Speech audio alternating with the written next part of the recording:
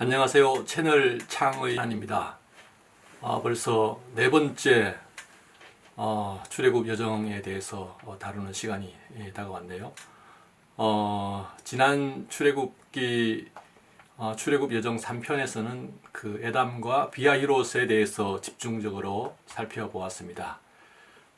이번 네 번째 시간으로는 라암셋에서 숫꽃까지, 그리고 숫꽃에서 광야 끝인 에담에 이르는 곳에 대한 가능한 경로에 대해서 살펴보도록 하겠습니다. 그리고 아울러 성경에서 언급하는 에담과 비하히롯, 바알스본, 믹돌의 지형적인 구조와 가장 적합한 홍해의 바닷가가 어디인지를 살펴보고 마지막으로 홍해를 걷는 사건에 대해서 살펴보겠습니다. 우리가 기본적으로 생각하고 있어야 할 것은 이스라엘 백성의 출애굽 사건은 통상적인 상식을 뛰어넘는 기적적인 사건이라는 생각입니다. 특히 출애굽기 13장 21절에 여호와께서 그들 앞에서 가시며 낮에는 구름 기둥으로 그들의 길을 인도하시고 밤에는 불 기둥으로 그들에게 비추사 낮이나 밤이나 진행하게 하시니 라고 기록되어 있습니다. 여기서 이스라엘 백성들이 출애굽 중에 우리들의 일반적인 상식과는 달리 밤낮으로 쉬지 않고 이동했다, 이렇게 기록하고 있습니다. 즉 하나님이 낮에는 구름 기둥으로 뜨거운 광야의 햇빛을 가려서 시원하게 걸을 수 있게 그늘을 만들어 주셨다는 얘기죠. 또 밤에는 불기둥으로 길을 비추어 주시고 또 따뜻하게 체온을 데워 주어서 밤낮으로 걷는데 전혀 지장이 없는 어떤 최적의 환경을 만들어 주셨다는 것이 출애굽기 13장 21절에 기록되어 있습니다.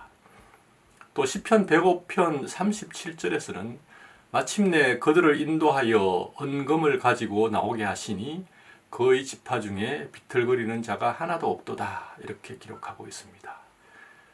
애굽을 탈출하여 나온 이스라엘은 장정만 해도 60만, 그리고 여기에 여자들과 아이들, 그리고 기타 다른 종족들을 합치면 최소한 200만은 좋게 되었을 이 수많은 사람들 중에서 한 사람도 비틀거리는 자가 없었다고 이렇게 성경은 기록하고 있는 것입니다. 우리는 출애굽의 이러한 바탕 위에서 이 출애굽을 해석하고 또 이해해야 될 것이다, 이렇게 말씀드리는 것입니다. 그러면 저와 함께 다시 출애굽 현장으로 들어가 보도록 하겠습니다. 그림은 제3의 출애굽 경로를 나타내고 있습니다. 지도에서 보는 것처럼 출애굽의 시작은 라암셋에서 출발하여 시나이 반도의 왼편에 있는 수에즈만이 있는 가까운 홍해 방향으로 홍해의 광약길을 따라서 진행했습니다. 왜 라암셋에서 수에즈만이 있는 홍해까지의 길을 홍해의 광약길이라고 부르는지 그 근거에 대해서는 2편에서 상세하게 말씀드렸습니다. 그림처럼 이스라엘 백성은 홍해 광약길을 따라서 수에즈만의 홍해로 진행하였으며 그들은 홍해의 해안가의 비교적 평탄한 길을 따라서 이동했을 것으로 보여집니다. 우리가 알고 있듯이 바닷가의 지형은 대체로 평탄하거나 완만한 경사를 가지는 구릉지대가 대부분입니다. 실제로 구글 지도의 위성 사진을 통해서 살펴보더라도 라암셋에서 출발하여 홍해 바닷가까지 이르는 매우 평탄한 길이 150km 이상 이어지고 있음을 확인할 수가 있습니다. 다만 숫꽃에 이르기 직전 약 30km 정도만 다소 험한 구간으로 우리가 살펴볼 수가 있고, 또 나머지 광야 끝인 에담까지 이어지는 길은 폭이 20km에 달하는 엑소더스 하이웨이라고 할 수 있는 그런 아주 평탄한 길이 펼쳐져 있음을 우리 구글 지도에서 충분히 직접 확인할 수 있습니다. 즉 라암셋에서 숫꽃까지는 약 160km의 길과 숫꽃에서 광야 끝인 에담까지도 약 160km에 해당하는 평탄한 길을 중간 기착지인 숫꽃에서 한번 장막을 치고 쉰 후에 이동하기에 이스라엘 백성들의 경로상 큰 무리가 따르지 않는 그런 경로다. 그런 평탄한 길이다. 이렇게 말씀드릴 수 있을 것 같습니다. 이제는 경로상에 있는 숫꽃과 에담의 위치에 대해서 살펴보겠습니다. 먼저 민수기 33장 5절에 이스라엘 백성이 람셋을 떠나 숫꽃에 장막을 쳤다. 그리고 출애굽기 13장 20절에는 그들이 숫꽃을 떠나 광야 끝 에담의 장막을 쳤다는 것으로부터 숫꽃은 광야 끝인 에담에 가는 도중에 잠시 머물렀던 중간 기착지라는 점에서 람셋과 광야 끝인 에담의 중간쯤 어딘가에 위치할 것으로 우리가 이렇게 추정해 볼 수가 있습니다. 왜냐하면 람셋에서 광야 끝인 에담까지 가는 도중에 숫꽃에서 딱 한 번만 장막을 치고 쉬었기 때문입니다. 기타 이 숫꽃에 대해서 성경에서 언급하고 있는 것은 우리가 몇 군데 살펴볼 수 있는데, 사사기 8장에 기드온이 300 용사들과 요단강을 건너 미디안 왕인 세나와 살문나를 추적하는 과정에서 숫꽃이란 지명이 나옵니다. 이곳은 요단강 건너편이므로 오늘날의 요단입니다. 요르단. 따라서 출애굽 당시에 람셋에서 요단강 건너편으로 갔다고 보기는 매우 어려우므로 우리의 고려 대상에서 제외해야 해도 된다, 이렇게 보여지고, 또 창세기 33장 17절에 나오는 숫꽃은 야곱이 형 에서를 피하여 동방나라 지금의 페르시아로 도망갔다가 다시 야곱이 살고 있는 세일 땅 에돔으로 돌아가는 여정에서 나오는 곳입니다. 즉 이곳도 오늘날의 요단강 근처로 이곳 역시 고려 대상에서 제외할 수 있습니다. 기타 시편이나 역대하 등에 나오는 숫꽃도 출애굽의 경로상의 숫꽃으로 보기는 힘들다, 이렇게 보여집니다. 어쨌든 숫꽃을 지나 도착하는 광야 끝인 에담은 홍해 바다 끝에 있어야 자연스럽다고 생각할 수 있습니다. 제3의 경로에서 보면 에담은 시나이 반도의 아래쪽 끝에서 희안선을 따라 북쪽으로 조금 올라간 지점에 위치하고 있습니다. 에담은 이집트어로 벽이라는 의미에서 파생되었다고 하는데, 이러한 것도 광야 끝인 에담의 의미와 잘 부합한다, 잘 맞다, 이렇게 볼 수 있습니다. 왜냐하면 그림에서 에담은 홍해 바닷가에 위치하고 있고 또 그 뒤로는 산이 가로막혀 있습니다. 그래서 더 이상 진행할 수 없는 그야말로 광야 끝이라 이렇게 볼 수 있는 지형적인 위치에 놓여 있습니다. 이스라엘 백성들이 광야 끝인 이러한 에담에 도착하여 장막을 쳤다가 산에 가로막히고 옆에는 홍해 바다가 있어서 더 이상 진행할 수 없게 되자 다시 돌아 나와서 장막을 치라고 하나님이 명령하는 것이 출애굽기 14장 2절의 말씀입니다. 즉 출애굽기 14장 2절에 이스라엘 자손에게 명령하여 돌이켜 바다와 믹돌 사이의 비하이롯 앞 곧 바알스본 맞은편 바닷가에 장막을 치라, 이렇게 하나님이 명령하십니다. 여기서 돌이켜라는 단어를 영어 성경으로 살펴보면 turn 그리고 turn back 이렇게 사용했다는 것을 3편에서 말씀드렸습니다. 즉 에돔에서 광야 끝인 에돔에서 되돌아 나와서 라는 뜻이라고 이렇게 말씀을 드렸습니다. 출애굽기 14장 2절에서 비하히롯은 홍해 바다와 믹돌 사이에 위치하는 것으로 기록하고 있습니다. 즉 시나이 반도의 아래쪽 끝에 높이 300m 정도의 산이 즉 믹돌이 위치하고 있고 그 앞에 홍해 바다가 펼쳐져 있는데, 그 홍해 바다와 산이 있는 믹돌 사이에 히브리어로 돌의 잎이라는 뜻을 가지고 있는 비하히롯이 위치하고 있습니다. 즉 지도에서 살펴보면 알 수 있듯이 믹돌의 아래쪽 바다에 접한 곳에 마치 입모양을 하고 있는 지형을 볼 수 있습니다. 이곳이 바로 비하히롯인 것입니다. 즉 비하히롯의 위치가 홍해 바다와 믹돌 사이에 놓여 있음을 우리는 볼 수 있습니다. 그리고 출애굽기 14장 2절에 또 언급하기를 바알스본은 비아히롯 앞에 위치하고 있다 이렇게 기록하고 있는데, 그림에서 살펴보면은 바알스본은 입 모양을 가지고 있는 비아히롯의 앞에 있는 섬입니다. 오늘날의 티란 섬이 여기에 해당한다고 볼 수 있습니다.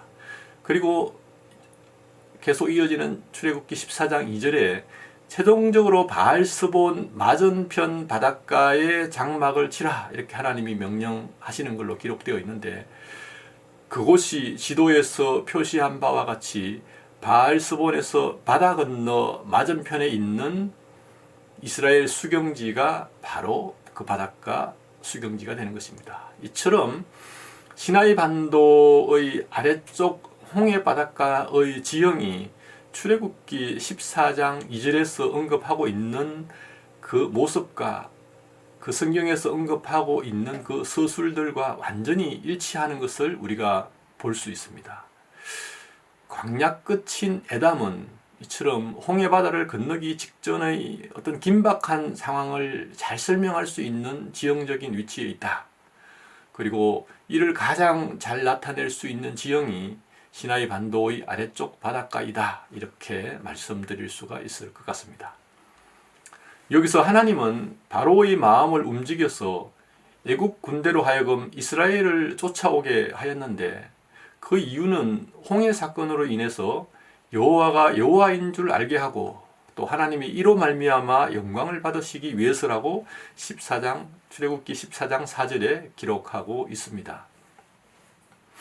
또 출애굽기 14장 9절에는 바로의 군대가 뒤를 따라와서 비아히롯 곁 해변 그들이 장막을 친 데까지 이르렀다 이렇게 기록하고 있습니다. 그림에서처럼 바로의 군대가 비아히롯 근처에 이르게 되자, 그러자 출애굽기 14장 11절에 이스라엘 백성들이 모세를 원망하기 시작합니다. 즉 애굽에 매장지가 없어서 우리를 이곳 광야에서 죽게 하느냐 이렇게 원망하는 것이죠. 출애굽기 14장 16절과 21절에 모세가 부르짖을 때 하나님이 이를 들으시고 모세에게 지팡이를 든 손을 내밀라 이렇게 말씀하십니다. 모세가 이렇게 하나님의 말씀을 따라 지팡이를 든 손을 홍해가로 내밀자, 그러자 밤새 큰 동풍이 불어와서 바다가 갈라지게 하고 마른 땅이 되게 하는 것을 볼 수 있습니다. 하나님은 나사로를 살리듯이 단 한 번의 기적을 이루시기도 하지만은 때로는 이처럼 큰 동풍을 밤새도록 불게 해서 홍해물이 갈라지게 하듯이 아주 천천히 기적을 이루시기도 합니다.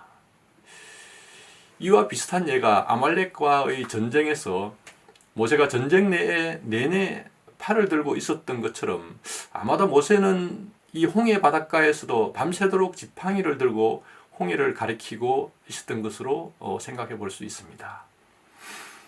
홍해의 기적이 매우 천천히 밤새도록 일어난 일인 것처럼 어쩌면 우리 삶의 모든 순간순간들이 이러한 기적의 연속된 어떤 선상에 있는 것은 아닌가 모르겠습니다. 그런 점에서 우리들도 이스라엘 백성들과 비슷하게 마치 바로가 뒤에서 쫓아오는 것처럼 다급하게 쫓기듯이 오늘을 살아가고 있는 우리들은 아닌가 모르겠습니다. 이러한 점에서 우리를 쫓아오고 있는 오늘날의 바로는 과연 무엇이라고 생각해 볼 수 있을까요? 어떤 분은 이것을 미래에 대한 불확실한 어떤 불확실성, 미래에 대한 불확실한 믿음이나 조급함 이런 것 때문이라고 이렇게 말씀하시기도 합니다. 하나님의 거룩한 바람은 우리 눈에는 잘 보이지 않지만 지금 이 순간에도 저 홍해 건너편에서 세차게 불어오고 있는지도 모릅니다. 하지만 우리는 우리의 눈앞에 여전히 시퍼렇게 출렁대고 있는 저 홍해의 파도 앞에서 절망하고 있는 것은 아닌지 한 번쯤 우리의 삶을 곰곰이 되돌아볼 필요가 있을 것 같습니다. 하나님이 밤새도록 큰 동풍을 일으켜서 홍해를 갈라가는 그 기적의 거룩한 시간들이 이스라엘 백성에게는 속이 바싹바싹 타들어가고 또 금방이라도 애국 군대에게 죽을 것만 같은 그러한 초조한 시간이었을 것입니다. 하나님은 이스라엘 백성들이 피가 마르는 듯한 그런 위급한 순간에 또 다른 기적인 구름과 흑암을 준비하시어서 애국 군대가 다가오지 못하도록 이렇게 하고 있는 것을 출애굽기 14장 20절에 기록하고 있습니다. 그래서 우리가 더 이상 진행할 수 없는 절망의 천길 낭떠러지 앞에 이르렀을 때, 그때에 하나님은 비로소 우리가 피할 수 있는 또 다른 길을 준비하신다는 것입니다. 어쨌든 이러한 긴박한 상황에서 이스라엘 백성은 이곳 비하히롯 근처에서 홍해를 건넜습니다. 바이블.ca에 의하면 이스라엘 백성은 비하히롯에 인접한 티란 해협을 통해서 홍해를 건넜다고 주장합니다. 그 주장에 의하면 티란 해협은 그림에서 보는 것처럼 바알스본 섬이 있는 섬이 이 해협의 중간에 있고, 또 그 섬의 옆으로 중간중간에 산호초가 이어져 있어서 자연적인 랜드 브릿지가 800m의 폭으로 물속에 이렇게 형성되어 있다고 주장하고 있습니다. 또한 이곳의 수심은 이러한 랜드 브릿지로 인해서 대략 한 200m 정도에 불과하고, 또 한 가지 더 중요한 것은 이 해협의 해안선의 기울기가 매우 완만하다는 것입니다. 3500년 전에는 이곳 해협의 깊이가 아마도 100에서 200m 정도였을 것이다, 이렇게 추정하고 있기도 합니다. 이스라엘이 홍해를 건너가는 장면을 출애굽기 22장에서는 이스라엘 자손이 바다 가운데를 육지로 걸어가고 물은 그들의 좌우에 벽이 되니라고 기록하고 있는데, 이처럼 양쪽에 벽을 이루고 있는 홍해 바닷물을 통과하는 것을 가리켜 이스라엘 백성이 세례를 받았다, 이렇게 말하기도 합니다. 또 출애굽기 14장 30절에 그날에 여호와께서 이같이 이스라엘을 애굽 사람의 손에서 구원하심에 이스라엘이 바닷가에서 애굽 사람들이 죽어 있는 것을 보았더라고 기록하고 있습니다. 이후에 이어지는 출애굽기 15장 전체는 홍해 사건으로 인해서 하나님의 높고 영화로우심을 찬양하고 있는 이스라엘 백성들의 모습을 그리고 있습니다. 오늘날로 치면은 이스라엘 백성들이 아마도 새롭게 홍해를 찬양하는 찬양곡을 작곡하고, 또 이에 맞는 찬무도 새로 짜고, 또 그렇게 해서 이것을 미리암이 연습을 해서 모든 백성들과 함께 하나님을 찬양하였다, 이런 것이 되겠지요. 이러는 동안에 이스라엘 백성들은 아마도 며칠 동안은 아마 건너편 홍해가에서 머물렀을 것으로 충분히 예상해 볼 수가 있습니다. 그리고 출애굽기 15장 14절에서 16절에는 주변의 여러 나라들, 즉 블레셋, 에돔, 모압, 가나안 사람들이 이 홍해 사건을 듣고 모두 무서워서 떨었다고 이렇게 기록하고 있습니다. 이로 미루어 볼 때 이스라엘의 홍해 사건은 이스라엘의 기록에만 있는 것이 아니라 주변 나라들의 고문서에도 남아 있을 가능성이 충분히 있다고 추정해 볼 수 있습니다. 혹시 누군가 요르단의 고문서를 조사한다면 이에 대한 기록을 발견할 수도 있지 않을까, 우리는 생각해 볼 수 있을 것 같습니다. 지금까지 라암셋에서 에담에 이르는 경로와 그리고 비하히롯 근처에서 홍해를 건너가는 것에 대해서 살펴보았습니다. 그러면은 다음 시간에는 이스라엘 백성들에게 매우 중요한 의미를 가지는 시내산과 가데스 바네아의 위치가 어디인가에 대해서 성경을 근거로 해서 살펴보도록 하겠습니다. 감사합니다.